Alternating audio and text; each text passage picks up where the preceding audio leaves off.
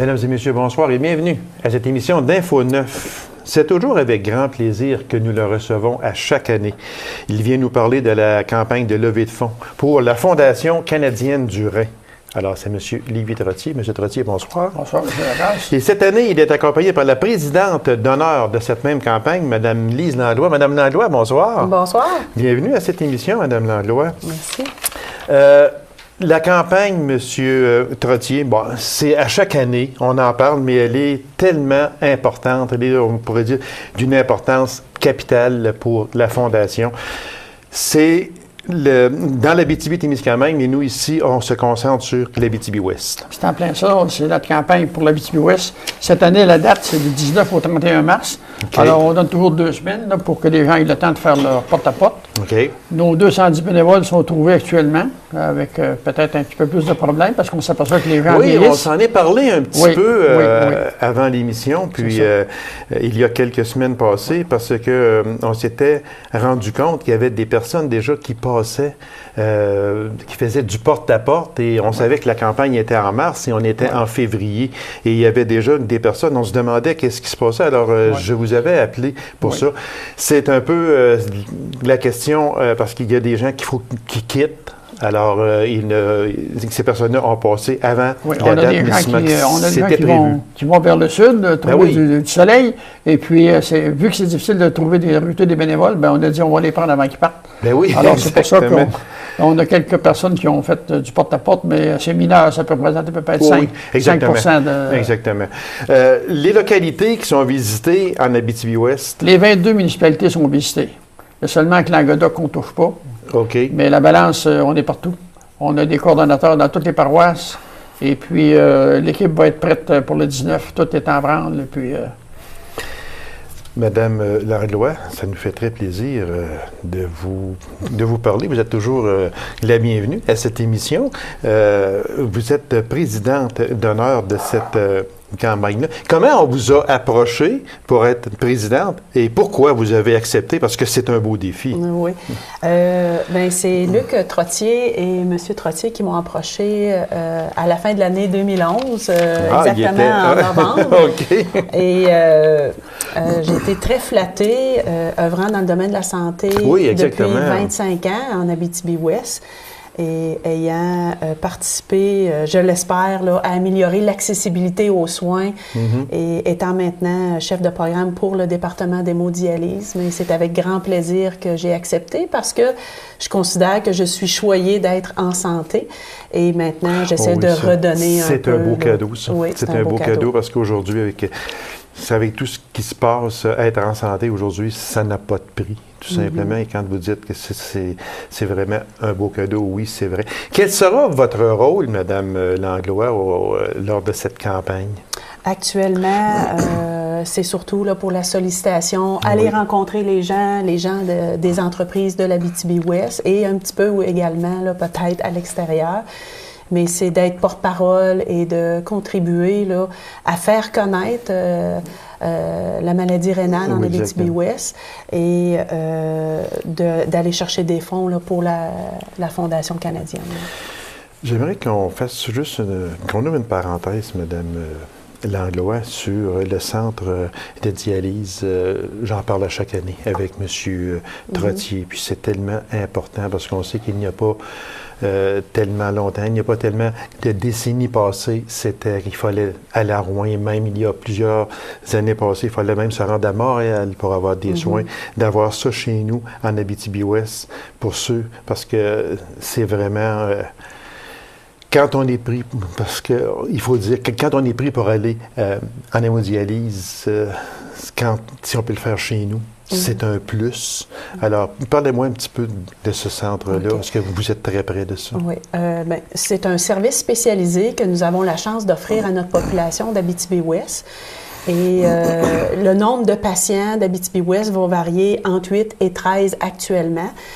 Et ce sont principalement des gens qui souffrent de maladies rénales. Mais il ne faut pas oublier également qu'on peut également offrir un service de dialyse pour des gens de façon ponctuelle qui ont un problème d'intoxication majeure ou un problème suite à un traitement de chimiothérapie en oncologie, où là, il y a malheureusement une mauvaise réaction et les reins arrêtent de fonctionner. C'est arrivé.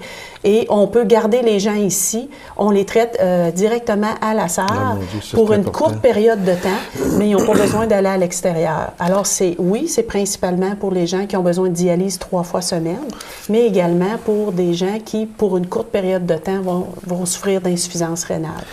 Fait que ça devient, bon, c'est essentiel de garder ça chez nous, c'est sûr, parce que, comme on l'a dit tantôt, déjà, il fallait se déplacer plusieurs fois par semaine. M. Trottier, c'est 3 fois par semaine, c'est beaucoup. Je reviens à vous, M. Trottier, pour les bénévoles. Ça en prend combien? Là? Vous les avez nommés, vous avez dit le nombre tantôt, mais ça en prend combien pour mener à bien cette campagne? Moi, je recrute environ 210 bénévoles. Alors, dans chaque paroisse, on calcule le nombre de bénévoles que ça prend, puis il faut les trouver. Et puis, cette année, on les a trouvés encore. Alors, on est bien représentés partout. On est très bien reçus aussi dans les maisons. Les gens savent ça que la Fondation du Rhin. Oui, exactement. De ce côté-là, ça va très, très bien aussi. On a un objectif de 45 000 cette année. L'année passée, on a ramassé 48 500. Alors, on devrait faire notre objectif encore cette année. Je pense peut-être la dépasser. J'en suis persuadé avec les bénévoles, comme vous le disiez si bien, ces bénévoles-là sont bien reçus, mais aussi ces bénévoles-là, il faut le dire, sont très polis, entrent chez toi avec le sourire, puis parce que ce n'est pas facile aujourd'hui, dans le contexte économique que nous vivons, d'aller chercher, d'aller quêter, excusez l'expression, mais c'est ça, et ce n'est pas facile pour personne. Alors, chapeau à ces on a une très bonne équipe de bénévoles, puis on les remercie aussi. J'ai des bénévoles, ça fait 5 ans, 8 ans, 10 ans qui fonctionnent à tous les ans avec nous autres. On en a trouvé des nouveaux, des nouvelles, c'est normal parce que les gens vieillissent. Alors la santé n'est pas toujours là. Exactement. Automatiquement, il faut les remplacer, mais par contre, on finit par en trouver quand même. OK. Le brunch santé existe encore cette année, j'en suis persuadé. Mme Langlois rit parce que je suis certain qu'elle est à 150 pour ça, ce brunch-là. On est privilégié parce que Lise, ça va être notre conférencière invitée à notre brunch. Lors du brunch, oui. Certainement. C'est le 1er avril, dimanche le 1er avril, de 10h à 13h au pavillon des sports de Dupuis. C'est pas un poisson d'avril, là. Non, c'est pas un poisson d'avril. C'est notre 4e qu'on fait au pavillon des sports de Dupuis. Alors, c'est une réussite. On est à guichet fermé à tous les ans. Vous allez être une conférencière, vous allez parler de quoi lors de ce brunch? Je veux présenter encore un petit peu plus en détail notre département d'hémodialyse et les ressources qui y travaillent. On va parler également de dons d'organes. On a la chance encore cette année, en 2012, même si 2012 est jeune, on a une personne qui a été greffée rénale récemment, qui vient de la région de l'Abitibi-Ouest. Alors, c'est exceptionnel. Oui, je comprends. Il y a 5 greffés du rein en Abitibi-Témiscamingue, dont 3 qui sont de l'Abitibi-Ouest. Ah oui? Alors, il y a encore beaucoup de personnes qui attendent pour avoir un don d'organes, mais je vais parler un petit peu de moi cette fois-là, pour expliquer mon implication au niveau de la Fondation. C'est bien, puis je suis certain que vous faites un travail extraordinaire, Mme Langlois, et on vous en félicite également. Est-ce qu'il y a un thème cette année, monsieur? Le thème, c'est on travaille fort sur les dons d'organes, la promotion des dons d'organes, puis le bien-être des patients. C'est la recherche, c'est bien clair, c'est ces 3... C'est sûr. Il reste à peine 2 minutes, M. Trottier. Défi Petit Lac, ça, c'est important. Oui, le défi des Petits Lacs, il a eu lieu le 25 février. C'est ça. Lise était présente, d'ailleurs, à notre défi. On l'a appelé cette année le défi Lise et Michel Perron. Ah oui? Antérieurement, c'était le défi des Petits Lacs. Alors, Lise et Michel étaient présents à notre organisation qu'on avait là-bas. On a eu quand même une trentaine de participants. Des messieurs et des madames qui sont venus faire du ski. Notre ami Richard et son équipe nous a très bien reçus encore cette année. Comme chaque année. Finalement, on a ramassé 9 880 $. Ah, c'est bien. Alors, on ne s'attendait pas à ça. C'est réellement une belle réussite encore cette année. C'est un défi, mais c'est un beau défi. On remercie ces gens-là, cette équipe-là qui nous supporte à tous les ans. Et puis, on le traite, ce défi-là, complètement à part de notre campagne, parce qu'on se dit, c'est quand même, ça va à la Fondation du Rhin quand même, mais on ne veut pas l'inclure dans notre campagne. Il faut réussir notre campagne et il faut réussir le petit lac. C'est bien ça aussi. Alors, fait que l'objectif, M. Trottier, on l'a parlé un peu, 45 000 on a parlé de 45 000 cette année. Ça fait que normalement, on devrait atteindre le 45 000 et le dépasser, on espère. Et puis, c'est ça. Vous savez aussi qu'avec le brunch chanté qu'on fait depuis, on donne 50 de nos recettes au pavillon des sports pour aider le hockey mineur. Alors, on fait d'une pierre deux coups avec ça. C'est une très belle organisation. Alors, en terminant, M. Trottier, on répète les dates. Oui. C'est du 19 au 31 mars. Alors, il y en a peut-être quelques-uns qui peuvent passer un petit peu une semaine ou deux avant, compte tenu de leur départ pour le Sud ou ces choses-là. On ne veut pas manquer notre coup. Alors, on veut être partout. Alors, mais ces personnes-là sont bien identifiées aussi. Oui, ils sont bien identifiés. Ils ont leur macaron, puis ils disent pourquoi ils passent. Ce côté-là, je ne pense pas qu'il y ait de problème. Alors, Mme Langlois, merci beaucoup de votre présence à cette émission et merci beaucoup aussi d'avoir accepté le rôle de présidente d'honneur pour représenter très, très bien ce beau défi. Merci. Puis, on invite les gens à aller au brunch santé également à Dupuis. C'est le 1er avril prochain. M. Trottier, merci infiniment et bon succès dans cette campagne de levée de fonds. Merci bien. Merci. C'est moi qui vous remercie. Alors, mesdames et messieurs, courte pause et on vous revient immédiatement après. Restez avec nous.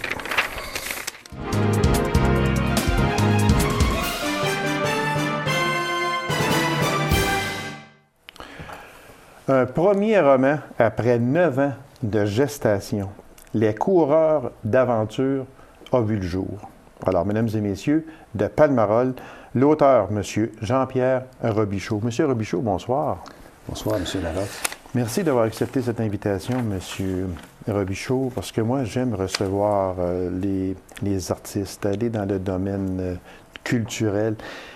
Puis, quand on fouille un peu, là, on s'aperçoit que chez nous, en Abitibi-Témiscamingue, il y a tellement d'artistes, de peintres, d'écrivains, de chansonniers, d'auteurs-compositeurs, etc.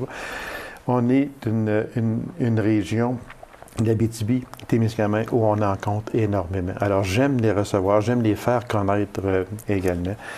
Et la première question, moi, si je vous demandais, M. Robichaud, pourquoi avoir mis 9 ans de gestion pour un livre? Oui, c'est une question qui m'a été posée à plusieurs occasions. Sûrement. J'ai écrit ça en 98 et 2000-2001. Et en 2002, j'ai décidé de soumettre au prix littéraire d'Abitibi-Témiscamingue. Et à ma grande surprise, j'ai remporté le prix. Et puis à ce moment-là, je l'avais soumis à une ou deux maisons d'édition, je crois. Puis une maison d'édition qui m'avait renvoyé mon manuscrit très annoté. C'était pas au point encore, il y avait des corrections à y faire. Fait que puis j'avais mis ça de côté. Puis 30 ans en temps, je sortais ça, puis je regardais un peu ça. Mais tu sais, à un moment donné, quand tu es sorti de ta bulle d'écrivain, là, c'est difficile de rentrer. Exactement, c'est ça. Fait que je travaillais un peu là-dessus, mettais ça de côté, travaillais un peu là-dessus, mettais ça de côté. Puis finalement, en 2011, l'année passée, j'ai décidé de donner le grand coup final, puis ça a donné ça. Vous l'avez soumis au Grand Prix littéraire en 2002 où vous étiez 27 concurrents. Oui. Okay. Alors, vous avez remporté le prix. Après ça, comme vous l'aviez si bien dit, vous l'avez soumis à des éditeurs. Et puis, c'était sans succès. Comment on se sent? Pourquoi les éditeurs vous ont retourné votre manuscrit, votre livre en disant, bon, bien, je sais pas, là, c'était quoi les principales raisons qu'il n'était pas à leur goût, disons? Oui, il n'était pas à leur goût. Mais par contre, il était au goût pour le prix littéraire, par exemple. C'est ça là, que j'ai un peu de misère. Là. C'est ce qui m'avait déçu un peu, qui m'avait incité peut-être à mettre ça dans le tiroir un peu. Okay. Frustré un peu? Peut-être frustré. OK, un peu, oui, et avec raison, je suis persuadé. Et puis, évidemment, j'ai fait beaucoup de ménage là-dedans. Écoutez, il y avait 300 quelques pages au départ dans le manuscrit, puis là, on se retrouve à peu près autour de 260, oui, 265. Environ, oui. Oui, j'ai coupé des longueurs, oui, j'ai refait des textes qui étaient, des paragraphes qui étaient peut-être un peu trop pédagogique, disons. Okay. Alors, Okay. j'ai rajouté beaucoup de dialogue là-dedans. Et oui, ça a été un grand travail, ça a été douloureux. C'est difficile d'écrire, il faut se mettre dans la peau de nos personnages, puis vivre ce qu'on veut leur faire vivre. Oui, oui, exactement. Alors, puis là, tu travailles tout le temps avec 2, 3, 4 dictionnaires à côté de toi. C'est toujours trouver le mot juste pour dire ce que tu veux dire, et ainsi de suite. Mais quand vous êtes, comme vous dites, revenu dans votre bulle, comme on dit, là, reprendre le fil de l'histoire un peu, ça a dû être difficile parce que ça faisait quand même plusieurs années qui avait été mis dans un tiroir, si on peut s'exprimer ainsi. Oui, effectivement, ça a été difficile, mais j'avais pas trop de difficulté à revenir dans les personnages parce que je m'étais relu tellement de fois que je le savais quasiment par cœur. Oui, exactement. Puis des fois, de loin, je me disais, telle phase, il faut que je change ça, tu sais, sans avoir à plonger dans le livre, il venait une idée, puis ça se faisait comme ça. Parce que vous l'avez tellement lu et relu que vous le saviez par cœur, à peu près. Mais j'ai toujours eu des doutes. Même l'année dernière, quand j'ai décidé de le faire imprimer, j'avais encore des doutes. Finalement, je me suis dit, le dernier juge, c'est le lecteur. Voilà. C'est lui qui va décider si c'est bon ou si c'est pas bon. Alors, je me suis dit, je me fous du reste, je me fous des éditeurs. Qu'est-ce qui vous faisait peur? Oh. On n'est jamais sûr du produit qu'on livre quand on écrit. Parce que pour vous, ou pour n'importe quel auteur, c'est un roman à succès. Probablement. Pour chaque auteur, à peu près. Mais ça ne veut pas dire que c'est un roman à succès pour moi. Ça ne veut pas dire que c'est un roman à succès pour une maison d'édition. Absolument. Fait que c'est un peu ça de la crainte. Là. Absolument. Puis moi, j'accepte toutes les critiques. Constructives ou pas. Je me suis jamais imaginé que j'avais écrit le meilleur roman sur la planète. Là. Je vise pas le Goncourt. Là. Je vise juste d'être lu par le plus de monde possible. Point. Vous dites à un certain moment donné que vous avez écrit ce roman pour laisser une trace du passé. Oui. Parce que c'est dans les années 30 ou à peu près là que ça se termine en 1945. C'est ça, exactement. Oui. Fait que c'est quoi C'était important pour vous de laisser une trace du passé? Un jour, il y a très longtemps, je parlais avec mon fils, puis je lui racontais que j'avais connu la vie dans l'Iran à l'époque où il n'y avait pas d'électricité, où les chemins n'étaient pas ouverts en hiver, puis je lui racontais des anecdotes, comment ça se passait, puis tout ça. Puis j'avais l'impression qu'il pensait que j'avais déjà vécu sur une autre planète. Alors, tranquillement, dans ma tête, ça m'a dit, il faudra un jour que j'écrive ces choses-là pour la suite des choses, pour mon fils et mes petits-enfants, qui soient capables de visualiser un peu comment ça se passait à l'époque. Alors, j'avais plein de notes. Moi, j'étais toujours quelqu'un qui prenait des notes, des anecdotes. Quelqu'un m'avait raconté quelque chose. Et puis, j'avais jamais pensé laisser ça sous une forme romancée comme ça. Mais finalement, c'est ce que ça a donné. Quand vous dites que vous laissez une trace du passé, est-ce que...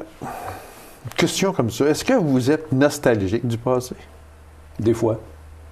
Je pense qu'on s'ennuie de ça. Des fois, quand on regarde la vitesse à laquelle on vire aujourd'hui, puis quand je regarde la deuxième génération qui me suit, puis dans quelle sorte de monde qui sont en train de vivre, puis qui se préparent à vivre, oui, je me dis des fois, peut-être que ça nous retremperait dans notre réalité humaine, sociale, familiale, si on... Parce que les jeunes ne savent pas, je parle des jeunes, disons, même les jeunes de 20 ans, là, ne savent peut-être pas ce qui s'est passé dans les années 30, dans les années 40, dans les années 50, où c'était pas facile. Parce que c'est un peu ce que vous relatez. Exact. Moi, j'ai lu votre livre, je l'ai trouvé, je l'ai adoré, votre livre en passant, choisi en passant. Merci. Et je le recommande, surtout à ceux qui ont un brin de nostalgie, peut-être, comme vous avez, puis comme j'ai aussi à quelques occasions. Ça serait peut-être bon. On va le montrer ici à l'écran. Ça serait, parce que ça date des années 30, ça date de quelle époque exactement. Moi, je le sais parce que je l'ai lu, mais vous vouliez appuyer sur quelle époque? Oui, c'est au moment de la grande colonisation qu'il y a eu en Abitibi, qui a commencé au début des années 30 jusqu'aux années 40, puis même jusqu'à temps que la guerre commence. C'est tout ce bout-là qui était, que je raconte là-dedans. Et j'ai voulu raconter la vie de ces jeunes qui partaient de terre familiale dans le bas du fleuve où il n'y avait plus de place pour eux autres. Okay. Et puis qui s'en venaient ici en se disant, bon, ben on va essayer de se faire un avenir, devenir agriculteur colon, on appelait ça à l'époque. J'ai voulu raconter leur histoire, mais pas d'une façon mirabiliste. On entend trop souvent l'histoire de ces pauvres colons qui sont venus en Abitibi, puis ils ont souffert, puis ci, puis ça. J'ai pas voulu aborder vraiment ce côté mirabilisme-là, mais le rendre un peu comme une épopée. C'est parce que vous, je sais votre âge, vous me l'avez dit même dans le livre à un certain moment donné, et dans les notes que j'ai ici, mais... où vous avez été chercher vos renseignements? Parce que ce que vous écrivez, vous n'étiez pas au monde à ce moment-là. Donc, ce sont des personnes qui vous ont renseigné, vos parents, chez qui et à quel endroit vous avez été chercher vos notes parce que sans être de la fiction, c'est un bout de fiction qu'on pourrait dire et de réalité aussi, beaucoup. Oui, alors, quand on est dans la réalité, qui vous a inspiré, qui vous a donné des notes, peu importe, pour aller chercher si près de la vérité que ça? Bien, tout ce qui est écrit là-dedans, je l'ai lu, je l'ai entendu, je l'ai vécu, je l'ai vu. Que ce soit les paysages, je les ai vus, il y a beaucoup de choses que j'ai vécues, parce que la période, mes 10 premières années, moi, que je vous racontais que j'ai vécu sans électricité et les chemins fermés en hiver, c'était exactement la même chose 10 ans, 15 ans, 20 ans auparavant. Ça n'avait pas changé. Bon, ça, c'était facile pour moi de raconter ça. Les faits historiques, j'ai été chercher ça dans tous les livres qui sont écrits ici en Abitibi sur les 50e anniversaire des villages. On va chercher plein d'histoires là-dedans, que ce soit Roquemort, que ce soit Palmarol, que ce soit Manneville. J'ai beaucoup fait de recherches. Au niveau de... Quand je touche un peu le côté des syndicats coopératifs, j'ai lu ça dans l'expérience de Guyenne qui a été écrit par un monsieur Laplante de Tachereau aussi. De Tachereau, exactement. Oui. Sans dévoiler la fin du livre, je ne voudrais pas. Les gens qui vont le lire, ils vont juger par eux autres mêmes. Mais vous dites qu'il sera heureux pour certains et plus triste pour d'autres, c'est vrai? Oui. Préciser la question? Mais c'est parce que vous dites à un certain moment donné que sans dire le punch final, vous dites que le dénouement va être heureux pour certains et malheureux pour d'autres. Oui, bien écoutez, je suis quand même depuis plusieurs années en train d'écrire une espèce une suite à ça, là. C'est-à-dire une autre histoire qui va se passer dans l'époque plus récente, des années 45, mettons 55. Là. Et autant ça, c'est une histoire d'homme, on s'entend. Oui. Une histoire d'homme, une histoire de camp. Oui. Autant l'autre va être une histoire de femme. La femme en colonie... Ça, vous parlez de votre prochain livre. Le prochain livre. Fait que ça se termine un peu... Ça laisse certaines personnes sur leur appétit, la fin. Oui, exactement. Le punch final. Donc, il y aura une suite, autrement dit. Il y en a qui m'ont dit carrément, je pense qu'il y aura une suite à ça. Oui, c'est ce que j'ai pensé aussi. Il y a quelque chose qui va suivre. Exactement. On dit que vous avez pris des libertés avec certains faits. Bon. Moi, on va regarder un fait, si vous me permettez. On ne dira pas le punch, là. Le punch final reste toujours là. Mais par contre, il y a une place où j'ai trouvé vraiment difficile. C'est le fameux transport à l'hôpital et le décès d'un bûcheron qui s'était fait arracher les parties, etc. Fiction ou réalité? Une histoire vraie. Une histoire vraie? Une histoire vraie qui m'a été racontée par mon père quand il était dans les chantiers au lac Granit. Par la véranderie, là. OK. Une histoire vraie. ça m'a marqué quand tu m'as raconté ça fait très longtemps. Moi, je l'ai lu, puis sur bien des choses dans ça, j'ai accroché beaucoup, mais ce bout-là, honnêtement, il est difficile. Alors, c'est pour ça que je me demandais, est-ce que c'est une fiction? Parce que ça aurait pu arriver. Est-ce que c'est une vérité qui vous a été racontée? Mais là, je vois que c'est votre père qui vous a... Oui, puis c'était un de ses grands amis, puis... ça m'a toujours resté en tête. Puis bon, j'ai mis beaucoup de chair autour de ça. J'ai raconté un chapitre complet là-dessus. Oui, c'est un accident qui est réellement arrivé. Ouais. C'était dur dans ce temps-là. C'était, mais vraiment dur, parce que dans votre livre, moi, j'étais tout petit, puis mon père travaillait dans les chantiers, puis à quelques occasions, j'y allais, et je me souviens de quelques passages, et je me suis souvenu de beaucoup de choses dans ça, mais les temps étaient tellement durs à ce moment-là, on n'avait rien. Alors, c'est sûr que l'accident que vous parlez, si ça avait été en 2000, la personne aurait été sauvée. Ah, bien, absolument. Ça, c'est sûr, mais là, transporter une personne comme ça... À cheval, à l'hôpital. Du moins 40, du moins 50. Avec ce roman, est-ce qu'on peut dire que vous voulez que le futur se souvienne du passé? En plein ça. Votre phrase est très bien choisie. C'est en plein ça. C'est pour les générations qui suivent, qui se rappellent qu'est-ce qui s'est passé. On n'enseigne plus l'histoire à l'école, alors... c'est à nous de le faire. Oui, non, j'aime ce que vous dites, c'est vrai. Parce que c'est vrai qu'on n'enseigne plus l'histoire et on devrait... aujourd'hui, les jeunes, si on les prend prenez de 15 à 25, 30 ans, puis demandez-leur, l'Abitibi, c'est quoi? Puis je suis à peu près certain qu'il y en a plusieurs qui ont dit l'Abitibi. Ah oui, c'est vrai, c'est ici qu'on reste en Abitibi. Alors, on est nostalgique de ça. Oui, ça fait perdre le sentiment d'appartenance aussi, tu sais. Oui, beaucoup, exactement. Vous me dites possiblement un deuxième roman. D'abord, est-ce que ce livre-là va être présenté au Salon du Livre au mois de mai prochain? Oui. Je travaille en collaboration en ce moment avec l'ABC de l'édition d'Estar, Mme Lynne Fortin. Okay. Et il va y avoir une réimpression, parce que le tirage est épuisé. Il va y avoir une réimpression avec une nouvelle jaquette. Une nouvelle jaquette, pourquoi? C'est une question de marketing, parce que là, il va y avoir une distribution partout en province. Okay. Et ça va paraître au moment du Salon du Livre, en fin mai. Est-ce que ce livre-là est en vente partout au Québec? Non, il était en vente seulement en région. Le tirage est quand même assez limité, le premier tirage. C'est à compte d'auteur, on s'entend, c'est des coûts énormes à supporter. Oui, c'est vrai. Comme vous l'avez si bien dit tantôt, ça relate également l'œuvre de la vie dans les chantiers, des hommes aussi qui se cachaient dans les bois pour éviter l'enrôlement, entre autres. Ouais. Ça, il y en est question. Oui, ça, dans la littérature régionale et même beaucoup ailleurs, je ne me rappelle pas d'avoir trouvé quelque chose où on parlait de ça. Les jeunes qui avaient décidé de se cacher, qui refusaient d'aller à la guerre, on les appelait les peureux. À l'époque, c'était assez péjoratif comme terme, mais quand même, c'était... pour plusieurs, c'était légitime de se cacher.